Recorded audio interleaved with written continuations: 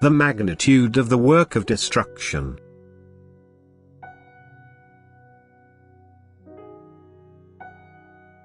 You people cannot yet imagine the extent of the act of destruction by the will of God to take place, for it will outdo everything that there happened, ever. Countries and oceans will change, rivers will leave their shores, and thus there are scenes created according to which people assume to be moved into other areas, and by that an indescribable chaos arises already because people can't find each other anymore. Restlessly they will wander around until strong-willed people show up, trying to create order and look after the weak people. The misery will be so big that love only will bear it, and wherever one will intercede for the other, though will soon an ease and help be felt that will obviously be granted from above. Whoever now turns to God and calls upon Him with all of one's heart, help shall be granted to the one. For now God with His love and omnipotence shows Himself so clearly to the point that it will be easy for the weak believer to attain a solid faith, and this time is a time of grace for the unbeliever where, in light of the phenomena that are based on the strength of faith, one can still easily change. These phenomena will make everybody think, but only the one willing to believe will reap the benefits from it, whereas the others always just talk about an accident and bitterly face the severe misery, decline a creator or condemn his actions.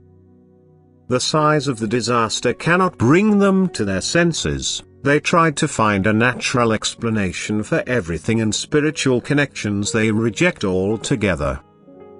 In respect to the experiences of the neighbor they remain hard and insensitive, and are not afraid to improve the condition for themselves at cost of the neighbors who are too weak to defend themselves.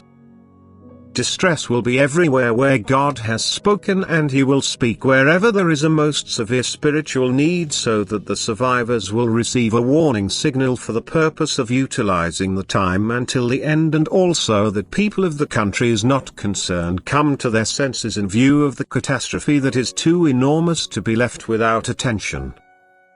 For all mankind will get into the grip of fear the natural disaster might repeat itself and cause a complete destruction of the earth. Well, actually, this is going to happen, but not immediately after the natural disaster. Fear from that is but salutary for many, since, in fact, the thought of a sudden passing away and the life after death becomes vivid and might bring about a change of one's lifestyle. The world will want to intervene with help, yet won't be able to do so to the extent that would be required.